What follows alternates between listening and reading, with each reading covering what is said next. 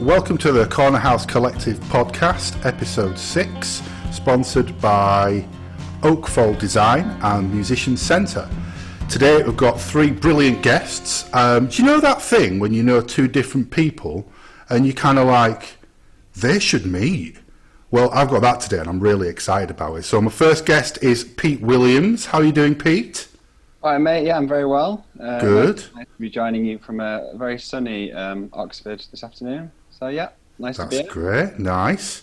So Pete, you're in Oxford now, but you're originally from Bradford. I am. I know you from bands such as Alt Track and things like that, but you've gone off a bit into the world of academia and things, and you've got lots of other exciting travels and things that we're going to talk about. So. It's very charitable introduction. Yeah, it's good, it's good. So we've got this question that we ask all the guests. It's different each month, and the question is basically, if everything went back to normal overnight, so if the lockdown ended and it went back to normal, would the way that you work have changed? I think, well, I'd have to decide what it is that I do. Start with. I mean, I guess creatively we're talking about, really, but you know. Sure. I mean, it's hard. It depends how. Yeah, I'm not sure how creative I am these days, to be honest with you. My life is sort of split. I have a day job. I try and read a lot and sort of pursue my academic interests, and I train a lot. I'm an endurance athlete, a long distance runner, so that's kind of become a fresh outlet for me, I suppose. It's a different role to what live being a musician used to be, playing my life. In some way comparable, actually, in terms of the time and mental energy that I give to it. So the lockdown's been good for my training. Been running a lot. I had plenty of time to recover, which is nice.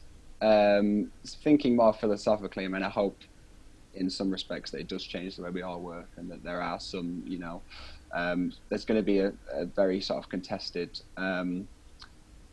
society that's going to emerge from this, right? And there's going to be competing visions of what that looks like. And I think all of us need to be slightly prepared for the sort of upcoming, I don't know if battle is too strong a word, but we hear it already in the briefings from the Chancellor and whatnot about how, we've spent a lot of money and it'll all have to be paid back. I think one of the most successful myths of the last 10 years was the household fallacy, right? The idea that a government budget is like a household one, and if you spend too much money, you've got to pay it back. You've got to tighten your belt. You've got to cut your costs. And there's going to be a fight for what the future of society looks like. Every morning I run to work, and I've normally got listen to the radio on my headphones. Every morning it's a fresh industry, either a lobbyist or someone from an industry body sort of pleading for help for their industry, whether it's events, culture, hospitality, airlines, the list goes on. And unless the government continues to support those industries, millions of people are going to become unemployed. This is it. I mean, we'll talk a bit about what that might entail in the loss as well, but we need to get Tom Hodgson on. Dr. Tom, how are you doing? I am doing very well, thank you, Michael. Yeah, great. Really good to have you on. Thank you for joining us. Where were you joining us from today? I am in Bradford. Bradford? Yeah, so I usually live in London, which is where I work, but I escaped when the latest lockdown, easing of lockdown measures came in, and I came back up to my hometown of Bradford, and it's really just lovely to the mothership was calling.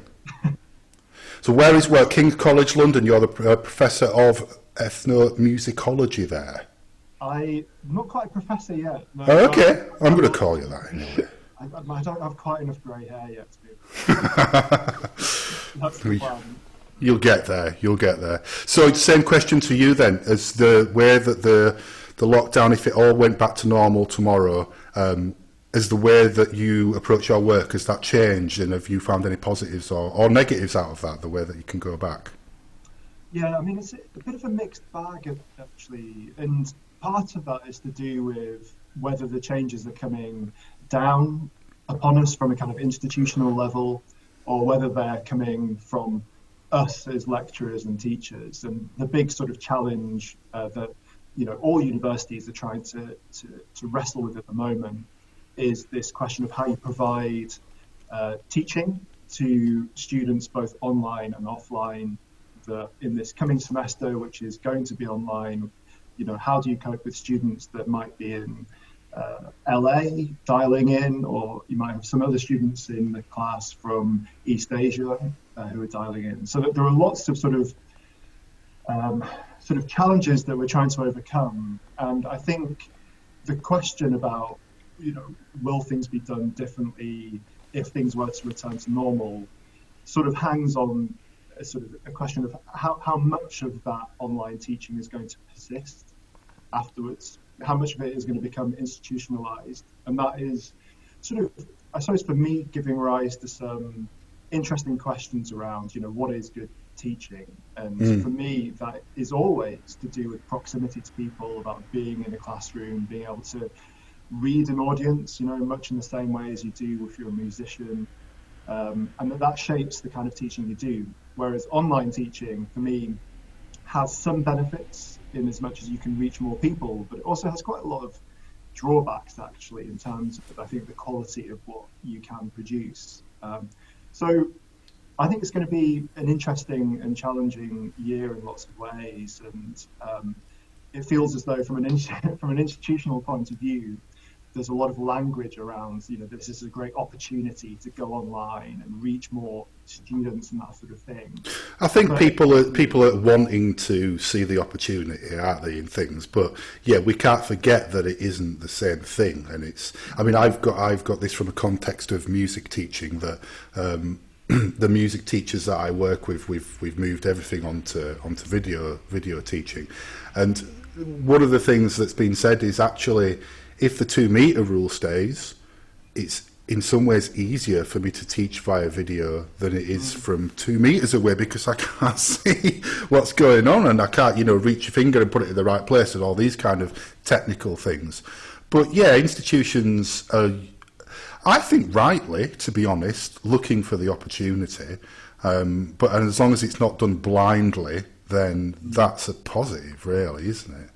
I mean, it is. Yeah. Sorry. I was just going to say universities are, in some sense, stuck between a rock and a hard place. But I mean, British universities traditionally have been very good at resisting that kind of American lecture hall style of a guy at the front of 300 students up in this sort of amphitheatre.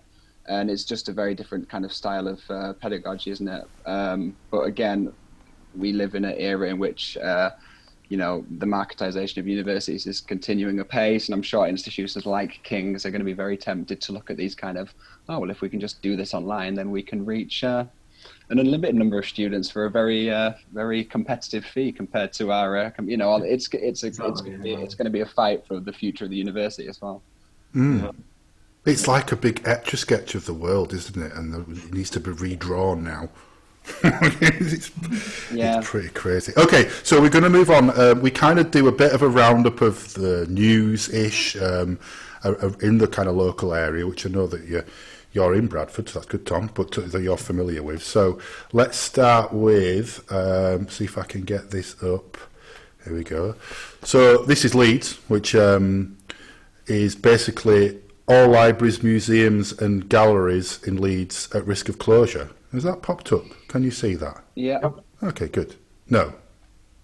Oh, well, basically, they're saying that, because of the lack of funding, that they're going to have to, in some ways, permanently close libraries, museums, galleries that are council-run in Leeds.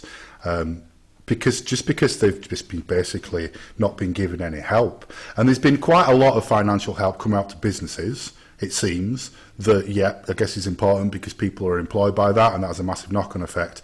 But the cultural thing, as always, is basically at the bottom and takes final, is thought about last, isn't it? Even though it could potentially be the most important thing that we need to come out of it. What's your thoughts?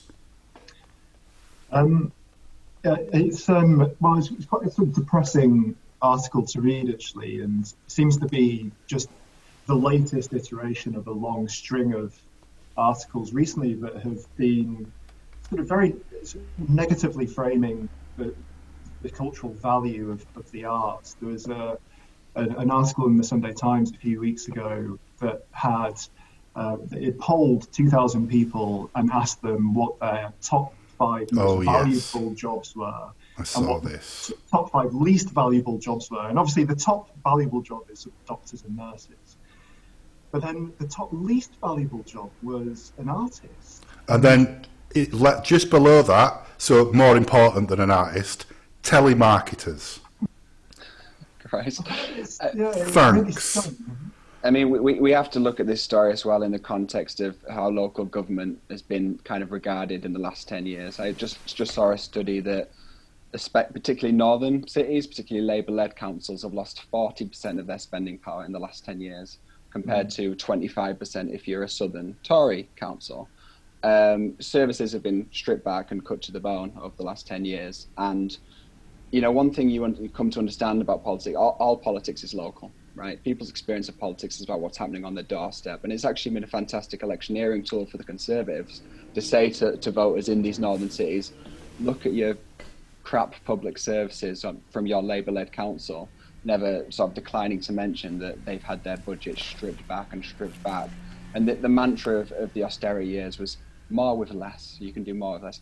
You can't do more with less. You can do less with less. And this is a prime example of, you know, if local authorities have lost their business rates because they've been giving, breaks to businesses, then look at this, libraries, museums, you know, all these kind of cultural institutions will potentially go to the wall and permanently. And again, this will be absolutely the battleground for kind of what society do we want to live in. The government has plenty of macroeconomic tools at its disposal. You know, it can borrow historically low interest rates, it can cut VAT, it can print a little bit of money, it can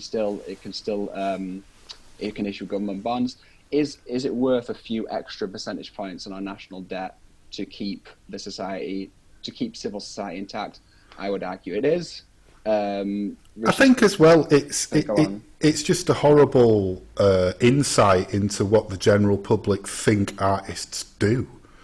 Like, I think probably when people were asked that question, immediately they thought of somebody in front of a canvas doing some oil painting. Yeah, when actually, Bob Ross, basically. Yeah, but it's obviously it's your music that you listen to, it's the TV that you watch, it's the films that you watch, it's your entertainment, it's the part of life that you enjoy, you know, and that seems to be such a disconnect of what the public appears to think if they're seemed less important than telemarketers. Tom? Yeah, no, absolutely, and I think Pete's right in that this is, in a way, a symptom of a much longer policy, and we see it in universities, in the way that sort of STEM subjects have been prioritised for funding, and that higher academia has been shaped around this idea that they are places where people come in order to learn subjects that will contribute in some way to the economy. And that sort of suggests that the only way in which we measure the value of education is in its capacity to produce engineers and scientists, because they're going to create, innovative new things that are going to put money into the economy. And of course, we all know that is just one way of measuring value. Of course, music and art and literature are all ways in which we understand the world, and yet it's been sort of slowly starved of the funding that it really needs in order to thrive. And sort of come back to what Pete was saying in his opening when we were talking about sort of a note of optimism that perhaps the thing that emerges from this whole crisis is a sort of a rebalancing of how we organize ourselves. And I think that's a really sort of nice thing to hope for, that we might move away from a 5-day working week, that we might free up time. And, there's been so much research done that actually, the kind of the office 9 to 5, Monday to Friday working week stifles the kind of creative thinking we actually need to make breakthroughs in sciences, in the arts and all of these different things. But, can we trust a sort of a Conservative government at the moment that has another 4 years of complete impunity to institute the kind of changes that actually go against everything that they've run against in the past decades? If you dangle a money carrot in front of them, though, and you said that it's actually more efficient for workers to do a 4-day week, and they will be more productive and you'll get more for your money, then in theory, it wouldn't be against a conservative principle, would it?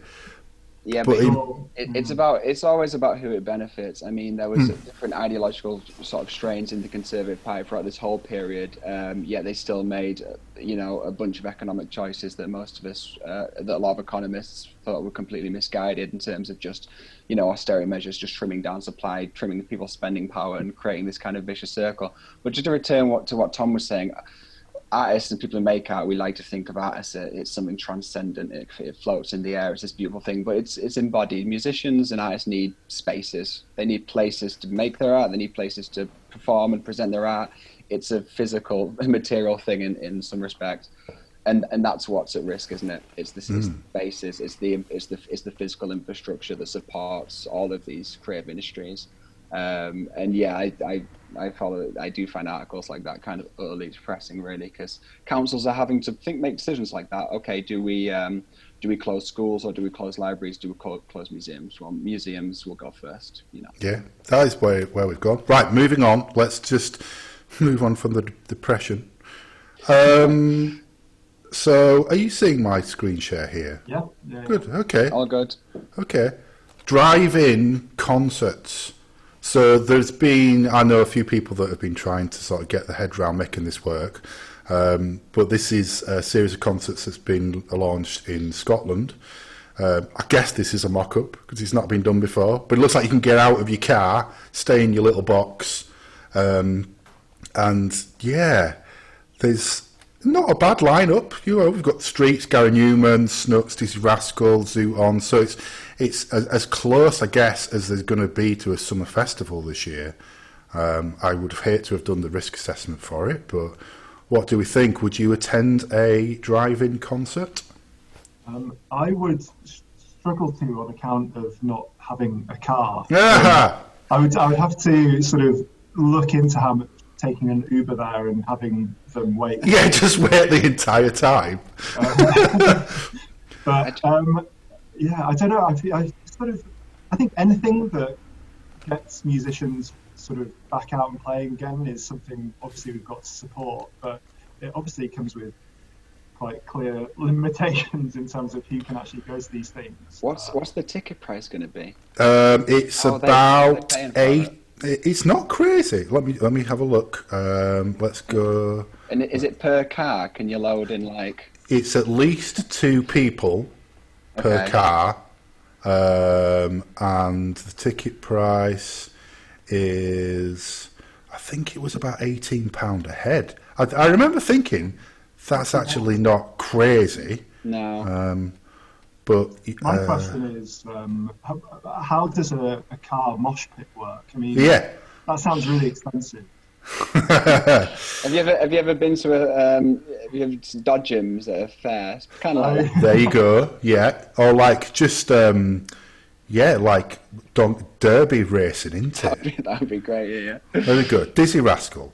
So, this is taking me to Beverley. Oh no, okay. So £67.50 for a car of 2 for Dizzy Rascal, £90 for a car of 3. So you've got to wonder what the economics of it are, because that's sort of what a normal ticket to see Dizzy Rascal would. In fact, it's less, isn't it, than for 2 tickets to see Dizzy Rascal, and you're not going to be able to fit as many people into the arena. So they're not buying beer. They're not buying. Well, you'd hope not if you were driving. Well, unless there's some kind of going to the car window with snacks of scenario. It probably would be. I'd do that if I were doing it. I don't know. It's crazy. I think it's very brave of them to pull it out, because I'm assuming, or rather, as someone that runs a music venue, hoping that things will return to some kind of normality, next year. In which case, would people continue to want to do that? I don't know. Yeah, tide over, isn't it? Yeah.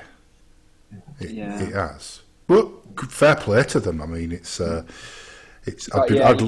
got to try something, haven't you? Yeah, I think I think companies do. And I think we'll see what happens today, like the next announcement, which will have been announced when this podcast goes out, about the distance going down to less than 2 meters. That should be, we'll see what happens there. Right, next story, if I can get this one up. Much will go up in smoke as ministers opt for file sale of public land. So this is kind of touching on what you were talking about, Pete, earlier on. Yeah, never let a crisis go to waste. Huh? No. And this is a prime example of carving up the small, the commons, essentially, the things that are still held in common and owned by us.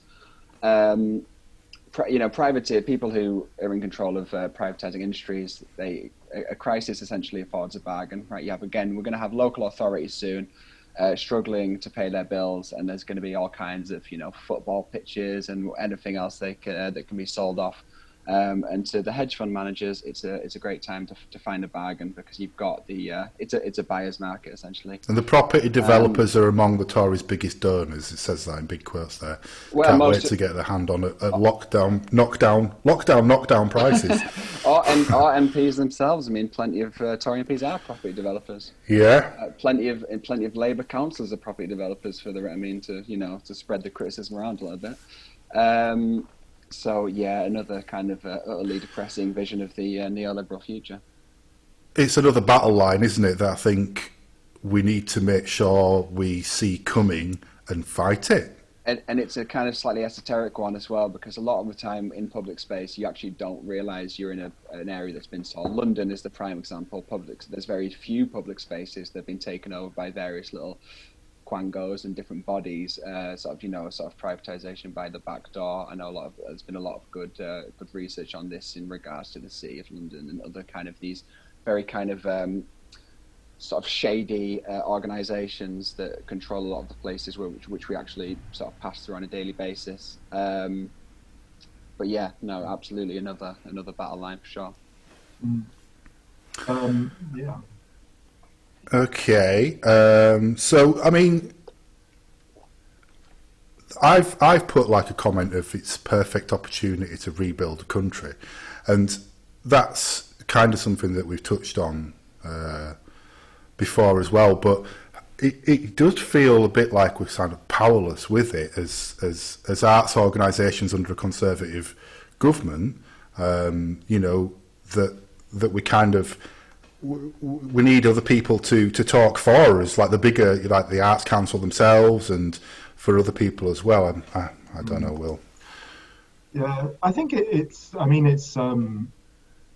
hard not to see it as part of this, long pattern of a kind of erosion of public spaces by the private sector, which is obviously underpinned by this idea that the private sector can do things better, more efficiently. Despite the fact that, in so many cases that's been proven to be not the case, not least the sort of the trains and that sort of thing. But I do also wonder whether, is there a way we could sort of reframe it and try and strike a note of optimism, because it is all just so depressing and it feels like this is never going to end. And yet things do come to an end. And I do wonder whether, in 4 years, whether we could start putting in place things now to try and help bring about that change in 5 years. And I'm always reminded of the sort of the quotes about the fall of the Soviet Union, and it felt like this thing was going to last forever until it was no more, and that big change can come about often quite quickly, and we're living through quite an unprecedented crisis, and these things can bring about change, but whether it happens immediately or in a few years or 5 years is the thing that remains to be seen. But I do sort of harbour quite buried hopes that it will happen. I mean, it presents an opportunity for the left, undoubtedly, right? We've just been through a phase where people have been coming out on their sort of doorsteps to clap for carers and bus drivers and supermarket workers and the people who actually run our society and our economy, or the people who do the productive work in it. I know, Michael, this is something you've talked about. I mean, the left's platform, at least under the Corbynite left, was to say maybe we should be paying our carers a little bit more. Maybe we should be valuing the people who do the work that keeps going a little bit more. And it's going to take a huge amount of political imagination and political will to capitalize on that. People are very good actually at going back to normal. The crisis ends, everyone's breathes a deep sigh of relief, and we go back to what our lives were like. But actually, the Tories are going to have a harder time saying no if some Eastern European carer should only be paid £8.50 an hour. Well, no, actually, they do incredibly valuable and difficult work, and they should be paid much, much more than that. And again, the crisis does give the left an opportunity to say what do we value? What's an essential worker? Yeah. Absolutely. Yeah. And it's the sort of the classic sort of formulation of, I think David Graeber has written about this bullshit jobs. This problem that those that produce the least social value in our society get paid the most, and those that produce the most social value get paid the least. And is that sustainable in the long run? You'd hope not, but yeah.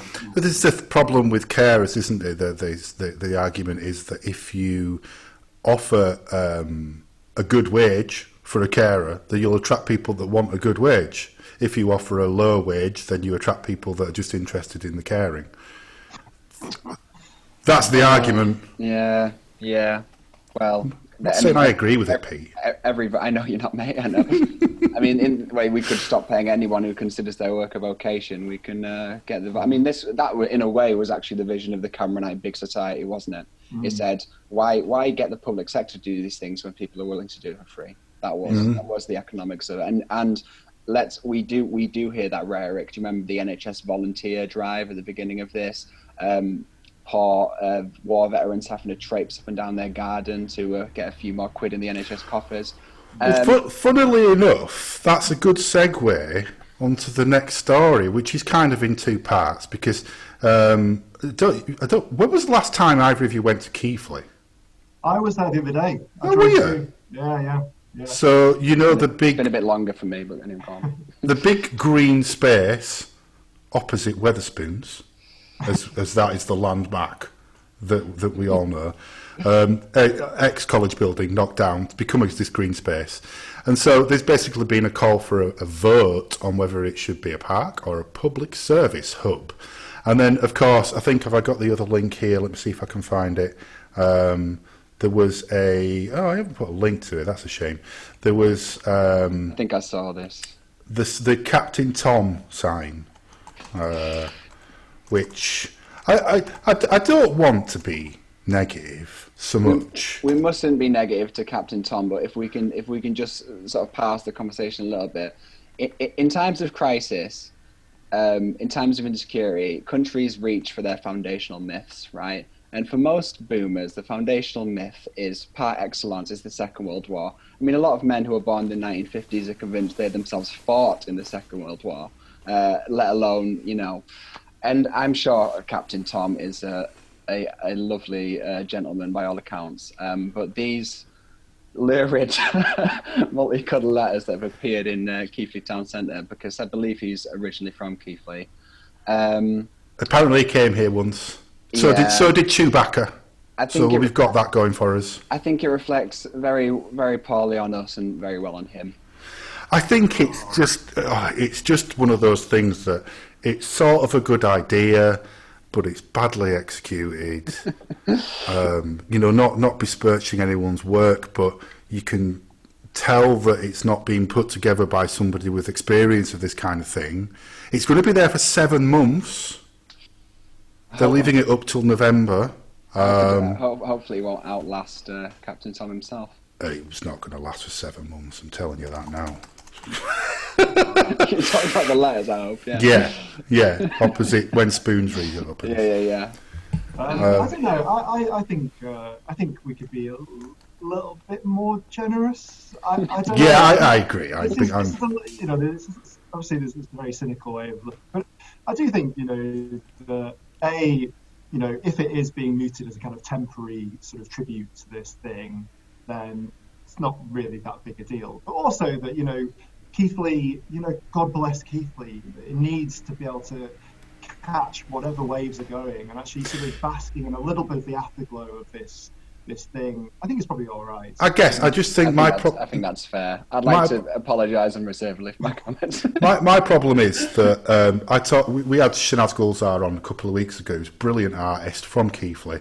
Does a lot of work in theatres in London, in Leeds, and she did one piece which was a projection-based animation for the Keighley Arts Festival last year. And she said she loved it because she'd not really done much in Keighley, her hometown. And my point was, we need you to do more things in Keighley because we need it. You know, we need overcompensating for. We need some positive discrimination of funding going on for arts and culture things here because we're underrepresented.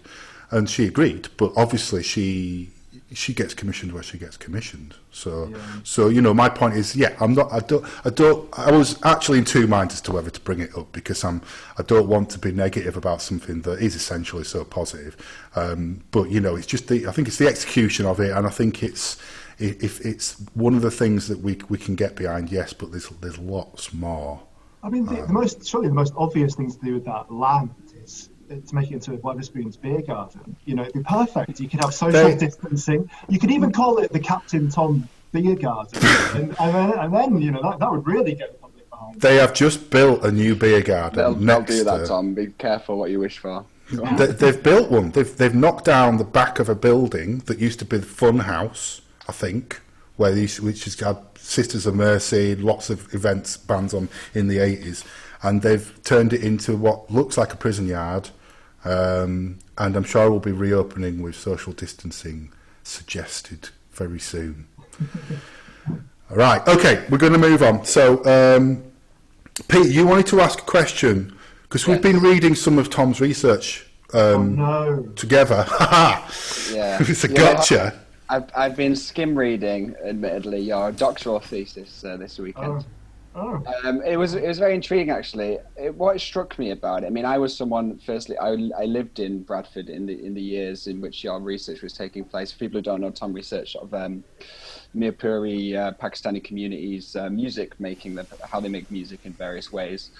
I mean, in a sense, it felt. I mean, it's about 10 years old now. You researched that, right? And in a sense, really, I mean, I recall very strongly the early years of the Cameron government, his famous speech in Munich that multiculturalism had failed, right? And the way in which, especially integration, that term integration was used sort of punitively, right? As a kind of stick to beat non-white communities with, essentially, is how I saw it at the time.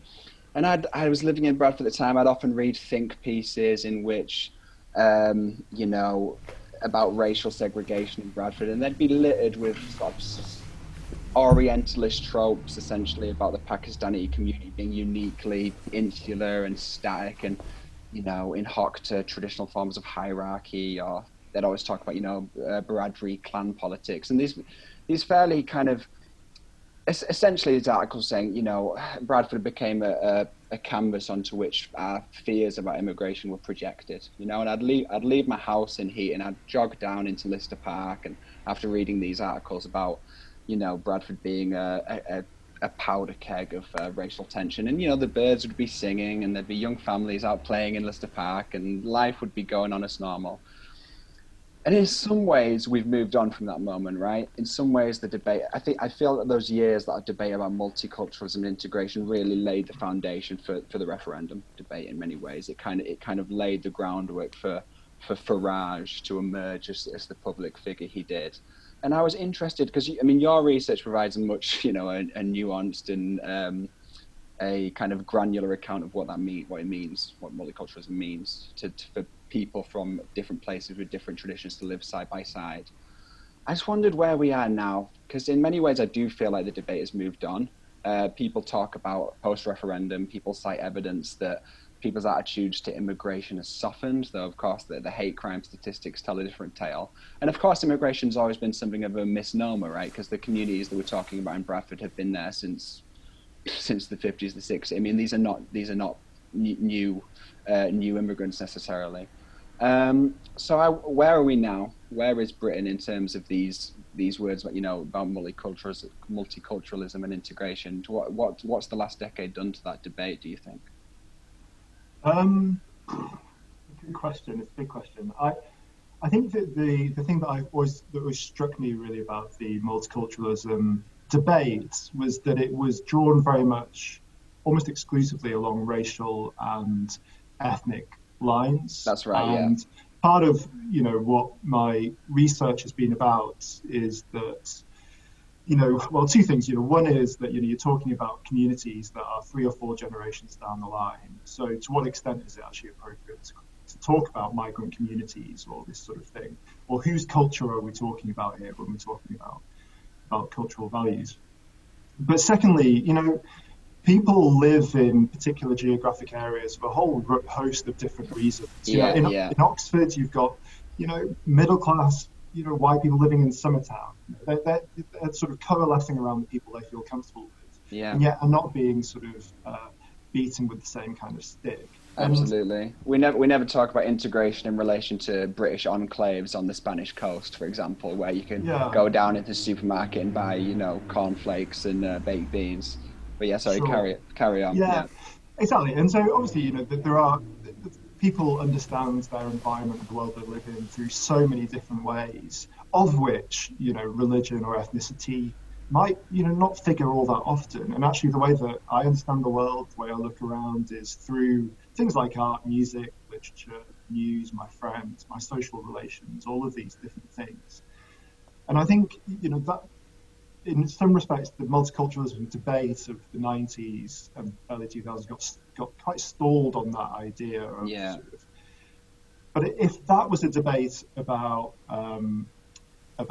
ethnic and religious sort of identity, I think where we are now is actually somewhere slightly different. And I think the things that separate people today are more along economic lines and generational lines, and that is usually to do with sort of quite diverse city centres that are actually in some ways the kind of how we would imagine multiculturalism to be, and yet the fault lines we now see are elsewhere, between a more affluent countryside that votes in one direction and a more diverse city that votes in another, and that is also sort of driven a lot by sort of education, those that have university and those who don't. And so, I think questions about segregation are no longer really about ethnic and religious lines, but about economic ones. And I think that feeds into actually what you're saying about perhaps the Brexit referendum, and also the sort of the crisis we're in, about how, neoliberalism has for so long been about driving economics, and migration has been about figuring out how we can control the flow of people on the one hand, whilst liberating and loosening the flow of money on the other. And I think that is a very different kind of debate to what I was looking at in the early 2000s. I think there's something to be sort of framed around the Bradford 2025 bid for Capital of Culture as well, and like that you would expect an area or a city or to have a cultural identity. And it's kind of a question of what's Bradford's cultural identity, and it is very wide-reaching, both in economically. I mean, you think like the area of Keighley's political borders includes Ilkley. You couldn't have 2 more disparate towns, but there's one MP representing both. Sorry, go on. All interesting places resist generalizations. Right? Yeah. If a town is worth visiting, then hopefully in some way is resistant to those generalizations, and I think Bradford absolutely is. So your thought, Michael, about whether you can have some kind of unified conception of what Bradford's culture is, or normatively what it ought to be. I think no, you can't. I think a successful multicultural society, and this is what your point Tom makes in his research, is it's comfortable with multiplicity. It's comfortable with these complex and diverse kind of overlapping ideas. It doesn't, again, this is one of Tom's points, it doesn't reify an us and them into these very solid things in which you can draw a neat line between in terms of different communities. I think what makes Bradford an interesting and a sort of compelling place to either live or study is those dynamics, is those kind of paradoxical relationships between different parts of the city. Definitely is, and I think it's about taking on the different identities as part of you as an individual. So it's not just that, I live in Bradford as a British white person, and there are other people who from the Kashmiri region, like generations back. That's part of me now, and there's a lot of resistance to that concept. But I do think that that's something that we need to. I'm not, I'm aware of the irony of three white guys as well talking about multiculturalism, and it's something that I need to work on. I think that I need to get a more kind of diverse guests on the podcast, so to acknowledge that point. Switch to speaking in Urdu if that would help. Yeah, because Tom speaks Urdu, so go on then. I would be too confused. But what I'd say is, I think you're right. I think having, I grew up in Bradford in Manningham, and it feels like a different. I remember when I came back to do my research, it felt like a different city then, and it feels like a different city now. I mean, there's been more recent migration from Eastern Europe that has again kind of transformed Manningham and the surrounding areas. And so in a way there's this sort of cyclical nature about how people migrate to Bradford and change the kind of makeup of the city. And for me, Bradford for so long has just been this place that politicians and the media go to as a kind of example of why multiculturalism has failed. But I think you're right, Michael. I think what Bradford's future should be about is taking that as a badge of pride. That what does Bradford have that nowhere else does? It's got obviously the best curry in Britain, if not Britain and South Asia. But it also has this amazing diversity. It's got I was walking around Heaton and areas around my house the other day, and I was just struck by the amount of green spaces, the kind of the quality of the housing stock, built in this amazing Yorkshire stone. We're all framed by the same hills. We're all framed by the same hills. And I do think, if we can think about ways to foreground that diversity and really make it something that we are proud of, that brings people to the city, then Bradford has a really bright future. Whereas at the moment, it's just been peripheralized. It's been sort of pillarized for not being a good thing. Okay, we're going to move on. I was supposed to do this section of the podcast 20 minutes ago. I knew this would happen, but this is fine. It's okay. So we're going to have a word from our sponsors, okay? So just to kind of talk about sponsors, why is there sponsors on the podcast? So we're trying to make the podcast sustainable. This is one idea that we're going to do. It's all companies, small companies, creative companies that I've personally worked with. So as much as an advert, it's an endorsement, if you like. So the first sponsor for today's episode is Oakfold Design. Okay, so this is a company that basically does brand, and brand feels a very corporate thing. It feels like something that you would talk about if you're a big company or whatever, but everyone needs a look. It's the shopping window onto the world. So even if you're a plumber, or if you're a band, or if you're someone that you're trying to get business from, it's important. It's important to have the right look to begin with.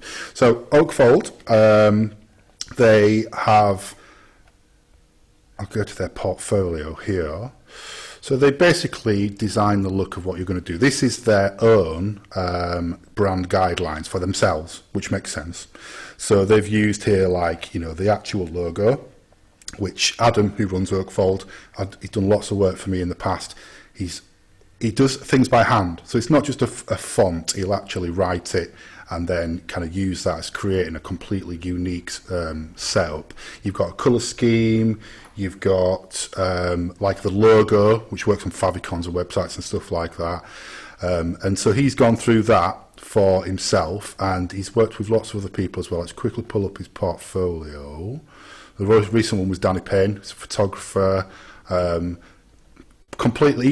was saying, I remember him speaking about his logo didn't say who he was anymore. It was completely against, didn't give him the feel of what he was like. He's a band photographer to live photographer, and it gives you an idea of what it can look like on different merchandise and whatnot. So he does two things, Adam. He does Here we are, the pricing. Okay. So it's not basically, I'm a plumber, make me a logo.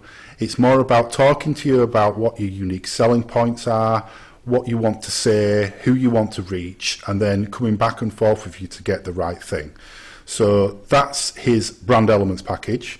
And then he also does, because he's a website builder as well, does a website that he can build for you with all the branding and everything and the colour scheme, and then teaches you how to use it. He gives you the keys to the house. So I've seen a lot of website designers who basically design a website for somebody and then say, right, if you want something changing, it's going to cost you another £800 or whatever.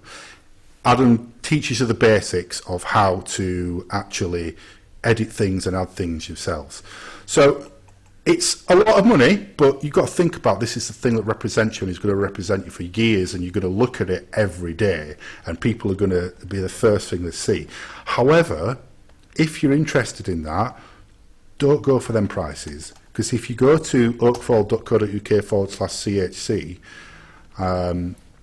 Adam has given us a special price, so we get 20% off basically. So that's something that he's done specially for us.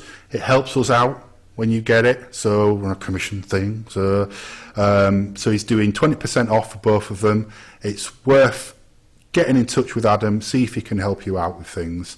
Like I say, it's an endorsement as much as an advert. I've worked with Adam lots. He's very easy to work with, and he can make your shop window on the world look the best it can possibly be. So oakfold.co.uk/CHC, Cornhouse Collective, isn't it? Go check that out, have a chat with Adam, see what he can do for you. We thank him for sponsoring the Cornhouse Collective podcast. Right, thank you for bearing with me there, with my little bit of commercialism. I'm going to introduce Lissy now, Lissy Daisy, who would like to join the conversation. We've been talking for quite a while. Here you are. Hi, Lissy. We've been talking before how we're going to send you a tripod if we have you on again. How are you doing? You okay? I'm really good, thank you. How are you? And how is everybody else? We're good. Well, we've been putting the world to rights, I think. Tom and Pete have anyway. Yeah. So you're based you're in Barnoldswick? Yeah, that's where I am. Yeah. So the weather don't know what it's doing. It's kind of cloudy, so I don't know, I've got I'm supposed to be doing a barbecue later on. It's better be alright. Where's my invite? Yeah, I didn't know you were in Bradford, mate. You're very welcome round. I'll talk to you afterwards. We'll do this. It's Suvalaki. Okay, right. So, Lissy, you're going to do some music for us today. Before you do, I'm going to ask you the introduction question. So, the pandemic, has it changed the way that you work, the way you approach creativity?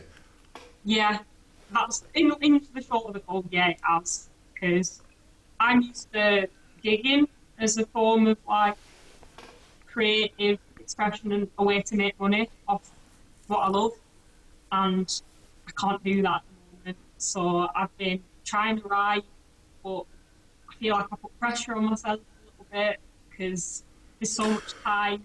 We talked about this.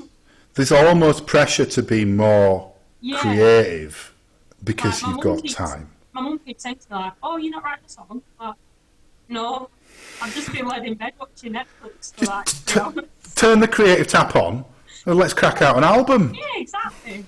I should have brought my tapestry, shouldn't I? I should have had my Carole King mug and brought my iconic album, but I haven't. So I think that's fine. I don't think I think there is definitely a problem of having so much time and there being pressure to use it in a creative way. You learn things along the way and come out of it in a different way, and I think we all will. So are you going? We're going to talk to you some more afterwards. I'm looking forward to it. Are you going to play us a song to begin with? This song is called "I Guess I'll Go," and it's basically about me not wanting to live in my hometown anymore. Hope you enjoy.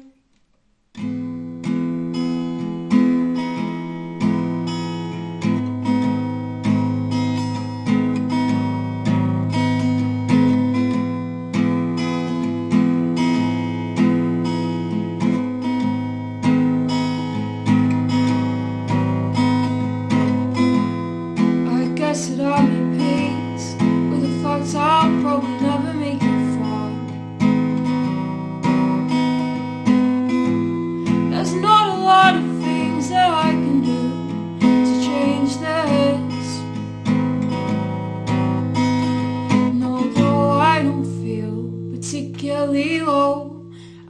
have a feeling I can't shake. I'll just leave town, guys, cause I've outgrown this place. And you know my roots here. Think I need a change of pace. There's nothing you can say to change my mind. It's not for me to bloom. Don't miss me too much.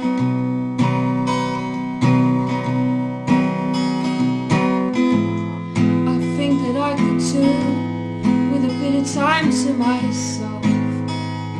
Cause I can't keep up this charade anymore. Sick of feeling torn. And the vacant lost to keep everybody happy, everyone but me. And I know just what I have to do to grow. So I'll just leave town, cause I've outgrown this place. And you know my roots here. Think I need a change of pace. There's nothing you can say to change my mind. It's not for me to bloom. Don't miss me too much.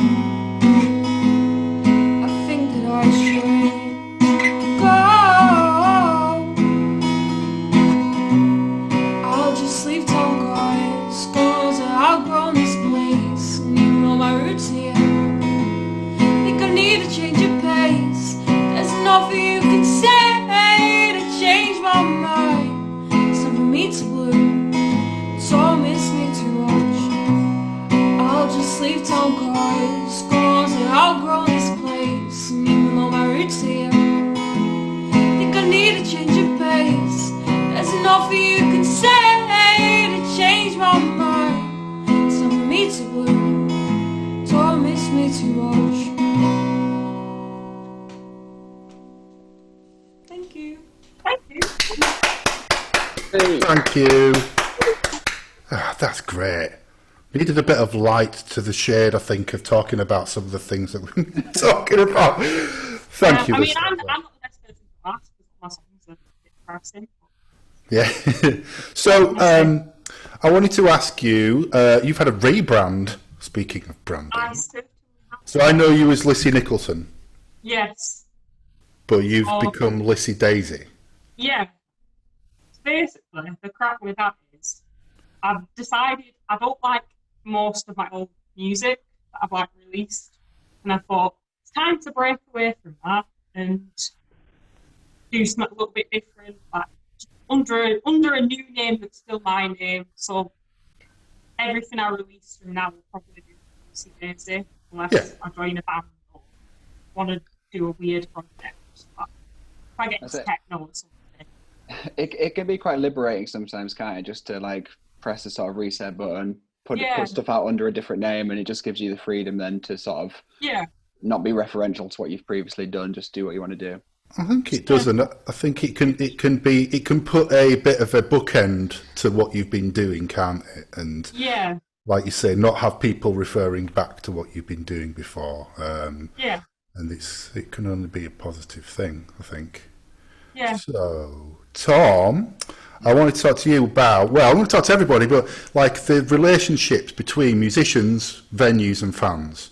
So you were founder of Tigmus, which tried to sort of tackle this problem based on the concept of kind of circumventing the booking agent to a point. Tell us about Tigmus. So Tigma sort of came out of my experiences as a musician, and I played in a band called Stornoway, who were quite active during the time when music streaming was increasingly being the means by which people listen to music. And Tigmas came about as an idea whereby we were going to try and build this thing that would take all this data from streaming platforms and try and figure out where bands should be performing, where their fans were, to be able to partner them up with grassroots bands who were trying to get gigs.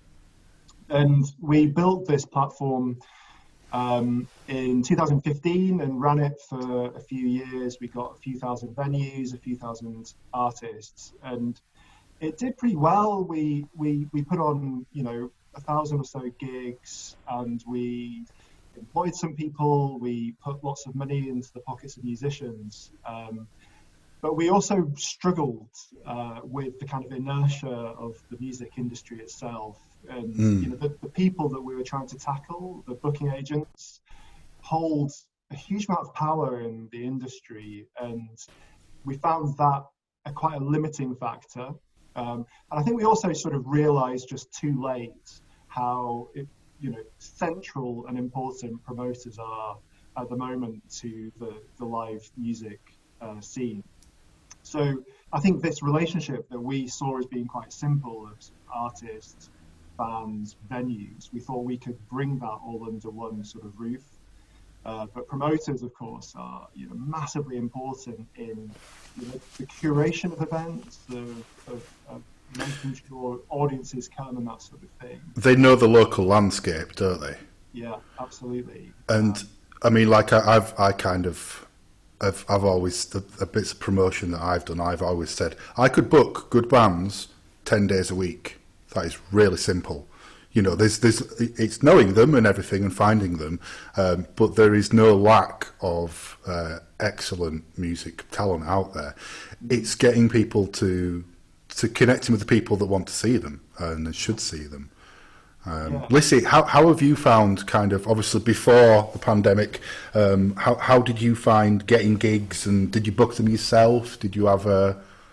Well, so I started off kind of like booking them myself, and then as people kind of have got to know me, I've been asked to play stuff, usually for free, for promotion and all that kind of stuff. Yeah. It's okay, as long as it is a decent venue, where there are going to be people coming to it.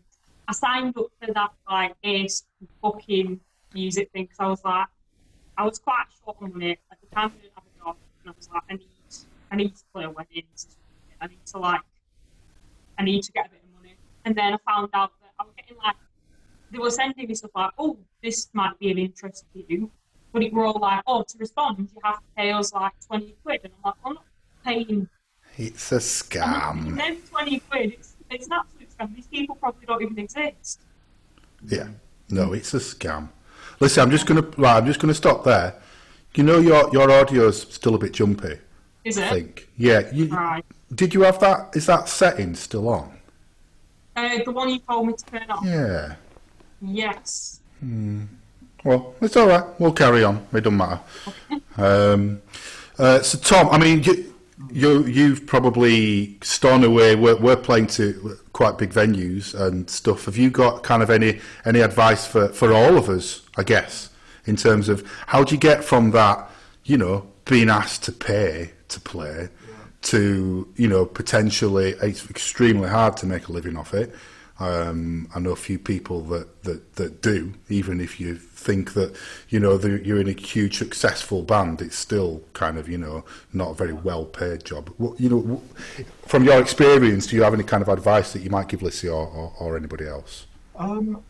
Yeah, I think obviously the hardest thing is always getting beyond your immediate circle of friends and fans. Yeah. You can sort of build up a local following, but how you step that up to other cities is the challenge. And the thing about the musical landscape is you've got people like Lissy, who's just that music is just so wonderful. And obviously there are people in cities all over the country that would really love to hear that. And so the key is thinking about, well, how do you make that leap? And I think with Stornoway, there was that initial local following, and then there are certain pathways that you can take to try and reach bigger audiences. And for Stornoway, it, I suppose, began with local music magazines and with BBC Oxford introducing, and that sort of reached a slightly bigger platform and meant that it got put forward to the national BBC introducing, and then that led to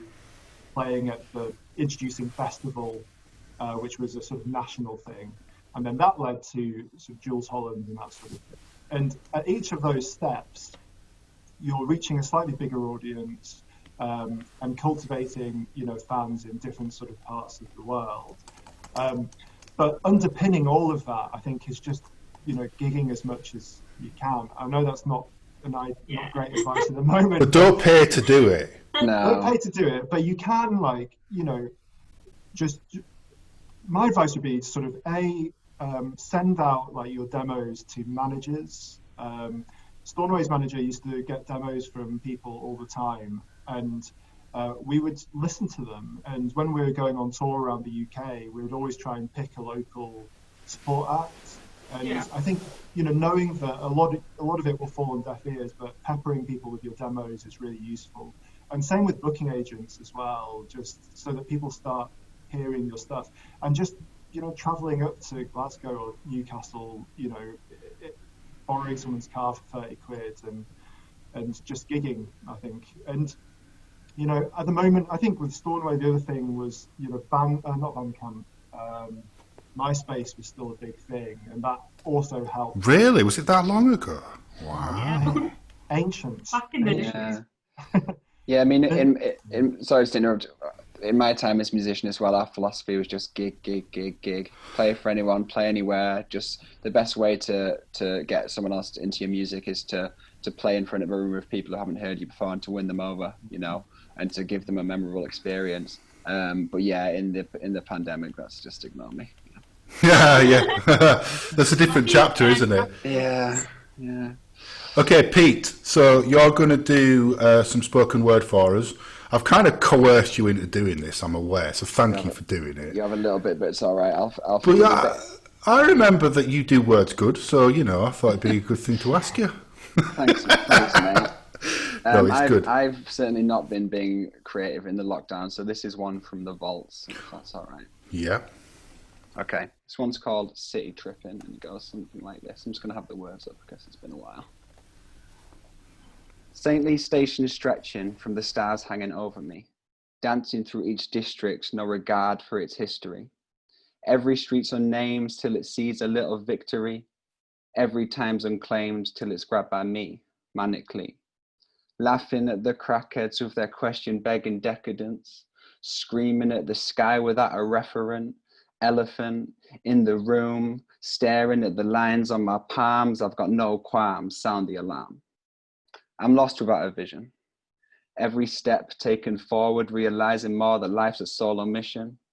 I've heard your proposition, heard it a million times. I've heard what you call real talk, it isn't. City tripping, love letter to a life in opposition to the things your friends accepted as a given. Written not in blood, sweat or tears, not fears for signals given. Nothing but experiments in living. I've got a present to buy and a future to sell. Scream invincibility to every past misery. I've got a night time of lifelines left, and until the morning comes, I will be laughing quite defiantly, accepting or denying the reality. Nighttime is the only time to see this rich man's playground, poor man's workhouse, lost man's compound. I'm gliding through its veins like an unchained melody, features lost to me, northbound frequencies. I have got a present to buy and a future to sell. Thanks. Thank you. Thank you. Oh, Great. I miss your creativity, Pete. Thank you, Michael. I do. It's good to know there's one of you. I do, genuinely. I think we've not really touched on, because you did. You're an endurance runner, and you ran across India, or presumably walked at times. Yeah, so I crossed India by foot which was a Wow. combination of running, walking, and some days barely crawling. But yeah, I started on the Arabian Sea in Mumbai, a famous place called Juhu Beach, and I ended up on the Bay of Bengal in a place called Puri in Orissa. So that was a journey of about 1,200 miles. It took me 51 days, so it was basically, roughly speaking, about a marathon a day, with me and my rucksack. And it was the one. I mean, I've since then sort of started, studied South Asia and in as a social scientist. But just as a place to be, I mean, it was a testament just to what an amazing country India is. I was showing up in a village, in rural Maharashtra, for example, and start kind of basically knocking on doors, asking for a place to sleep. And every night except 3 or 4 nights, I found somewhere. Either it'd be in the temple, the church, the mosque, the floor of a local schoolhouse, the floor of someone's tea shop, whatever it might be. Obviously a massive learning experience. I mean, did you come back from that with a different view of, how, because we've been talking about multiculturalism a lot, of how that fits in the UK, and how does it compare to India? Obviously very different things going on. There's obviously a long and complex political history. Multiculturalism in India is normally talked in the terms of what they call communalism, the idea of tensions existing between different communities, and that's taken a real turn for the worse these last 5 years, especially since the election of the BJP-led government in 2014. I mean, in some respects, right, India couldn't be a more integrated society. I mean, you have, by all historical accounts, Christians have been in India since about the 4th century. Muslims a few centuries later. Parsis and Zoroastrians have been there for millennia. You have this extremely diverse and heterogeneous landscape. But of course, there's a very complex history of tensions which have certainly been exacerbated these last few years. Really, what the coast to coast was it restores your faith in humanity in many ways, because you're just constantly encountering strangers who treat you with absolute kindness. That's kind of the basic. If you had to kind of sum up the experience, I mean, it was traumatically difficult. It was, there were some days where you'd have, one village, the next village is 40 miles away with nothing between. So you'd set off, load it up with all the water you can carry, and you'd go off into the sun. And I remember you obviously disappeared off of social media for a while, and everyone was a bit worried, really. And then it was kind of a few weeks passed, and you popped up with a picture of you in the mountains of Afghanistan. That was a bit later on, actually. But was it right? Yeah, and I was like, "Oh, he's okay. He's all right." And that was a longer trip. But yeah, no, the experience really is just one of. It's been a few years now, so kind of looking back on it from afar. But I mean, it certainly helped me sort of cut my teeth as an endurance athlete, which is something I've pursued endlessly since. And yeah, I've kind of combined my love of distance running in terms of doing adventures in China and Central Asia. Done sort of some long and fairly difficult sort of mountain days from sort of in the Pamirs and the Karakoram and all kinds of amazing places. I've been incredibly fortunate to do so. But yeah, it's just one of those experiences where you kind of you slightly put yourself in the hands of other people. You put your faith into it, and I was just treated incredibly well. Brilliant. Okay. Right, I think I've got. We've run over. I hope if you need to go, then do let me know. And I'm sorry, but I knew this would run over. But it's fine. Here we are. Right, I've got one last news story to share. It is, if you can get it up here. It's another fairly negative one, basically. Sorry. So we're looking at basically there's quite a lot of groups within the entertainment industry now saying, look, we're going to need help or it's all going to disappear.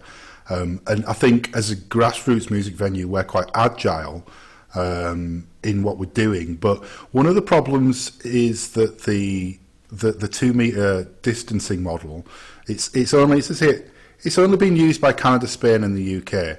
and it's like basically a risk assessment based model rather than an actual scientific, reasons for it given out.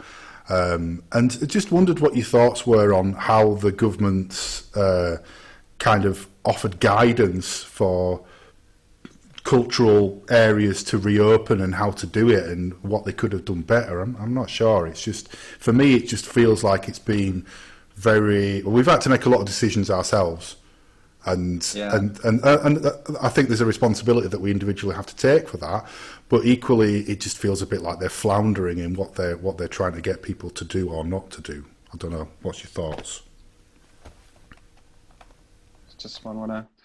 I agree with you. I think the government have been just playing catch up with it every step, and the countries that have come out of this, who sort of weathered the storm more successfully, are the ones that locked down immediately as soon as there was a very low infection rate. For example, in Denmark, they locked down about 2 weeks before us. They're now fully out of lockdown. Well, pretty much out of lockdown. The kids are back in school. It's rare that there's a death per day. But yeah, like you say, Michael, I think it's been left to people to use their best judgment, and I think every venue's different, isn't it? And everyone's got their own issues in terms of how they're going to maintain social distancing. The 2 meter rule, I'm sure, is an estimation. It's about certain degrees of risk, isn't it? It's not like you say for 2 meters. It's almost like it's been suddenly decided in a meeting in the House of Commons, and then that's it. It's done. Indicative of quite a lot. I'm sure. Yeah, indeed. It's good that if they are erring on the side of caution, if it's, then I think that's, generally speaking, a good thing. But you'll have much more intimate knowledge of this being a venue, someone who manages venue yourself. Well, I know that our capacity goes from 150 to 12. So. Right. Yeah. Okay. Right, well, I think we're going to have to wrap it up. I've got a barbecue to invite Tom to. I do have one more advert, and then Lissy's going to sing another song. I'm going to try and bring this up now, if I can. So we've got these two sponsors for the next 5 weeks. If you are interested in being a sponsor, then drop me a direct email on michael@musiciancentre.com. But this is our second sponsor. It is Musician Centre. So I'm sponsoring myself. But here we are. I'm not. I think talking about the pandemic, basically, the Musician Centre is a teaching studio. We do a lot of music teaching. And when the pandemic was coming, we quickly switched to video teaching. It's not something we'd done before, something that I'd always kind of wanted and meaning to set up, but never actually got around to doing. So it's music lessons, and it's based in Keighley, but obviously you can have lessons anywhere in the world. And we have seen that now happening, that we've got people coming in from having lessons all over the world, all over the country at the minute. I don't think we have anybody from outside the country, but it's one-to-one lessons, and it basically works. Lots of different instruments, and we bring up the instruments here. You can see the screen, right? Yeah. Oh yeah. Good. Okay. So the guitar, piano, keyboard. We do them one-to-one, particularly over Zoom. It works best. It works better in person as well. And we try and make it kind of accessible as possible, so it's pay as you go. You don't have to kind of pay for a quarter ahead. You can stop any time. I think that's been really important to do. It's something that I wanted to make sure, even though it comes with its problems, it means that people can, afford it if they're on a weekly kind of wage. So we've got lots of different teachers, such a good bunch of teachers. Jack Bottomley from the Marmosets, he's been with us for a year or so now, and he's been brilliant. He's taken to it like an absolute duck to water, and he's great with younger kids. He's got a young child himself as well, and he's relating to kids brilliantly, but also kind of like, more retired folk. I love the diverse nature of pupils that we get. And it's so interesting to see Jack go from playing the main stage at Leeds Reading to teaching kids how to do Smoke on the Water and whatnot, like that. Jack's a great guitarist. He's great, and he's such a nice lad. I think it's really important to choose the teachers that can relate. If you can be the best player in the world. If you can't relate to people, you're a rubbish teacher at the end of the day.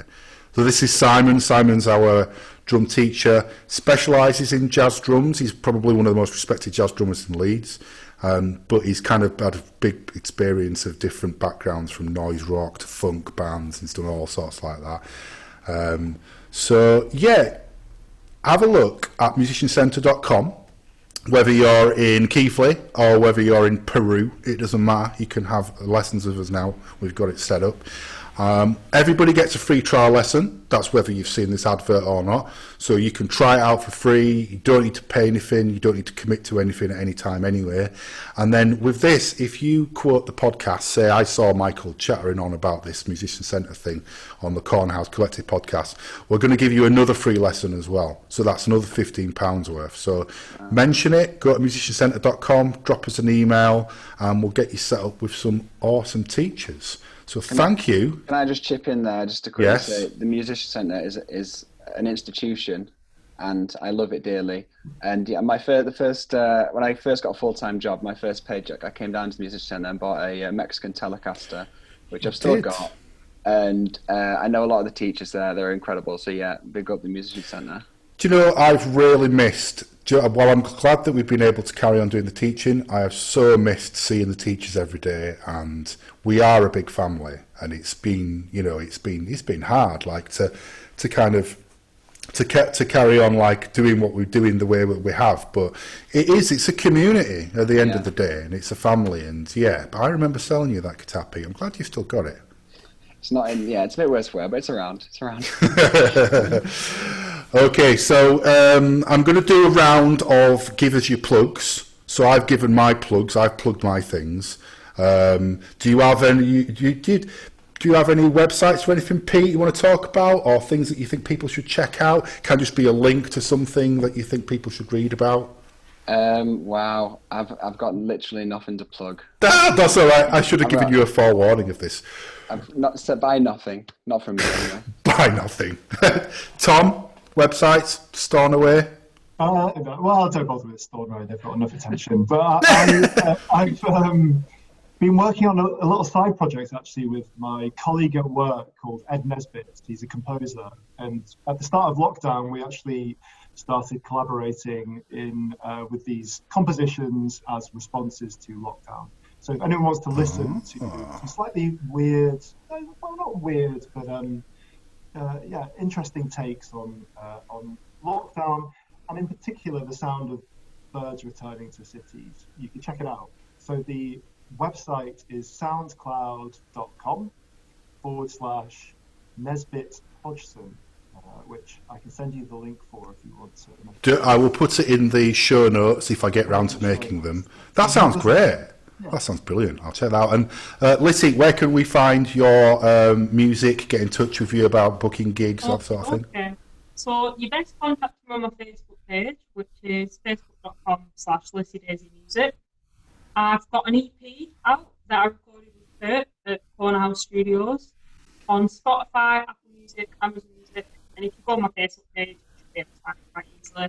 Also got an Instagram account, which is Lissy Daisy Music, and a Twitter account, which is also Lissy Daisy Music, where you can keep up to date with me and all the, not the things that I'm doing. I'm not doing anything at the moment, but hopefully soon I will be. Do some more recordings online. We would definitely like to see them.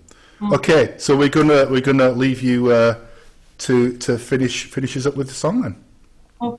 Okay, so this one's a bit of a love song because I'm a hopeless romantic at heart, and it's called Anything Will Do If It's You. You might just be being nice, but kinda like the fire, call me pretty, even though I don't really believe you.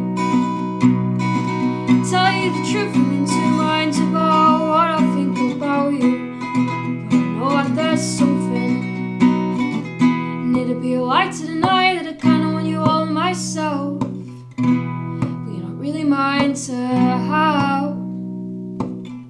So I'll stay up for days and try to work out which way to sway.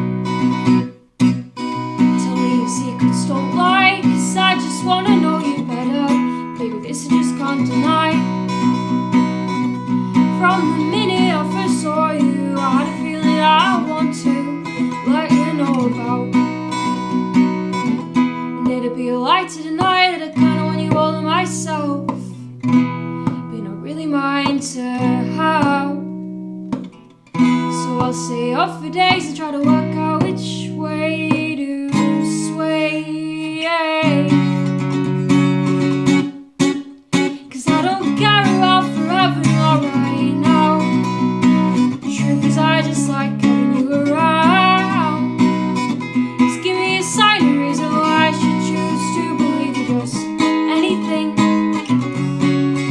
Oh, give me anything, 'cause anything will do if it's you. Anything will do, anything will do, anything will do as long as it's you. Anything will do, anything will do, anything will do as long as it's you. And it'd be a lie, so I won't deny that I kinda want you all to myself. And I think you like that too. I think I finally know which way I'm going to sway. 'Cause I don't care about forever nor right now. The truth is I just like having you around.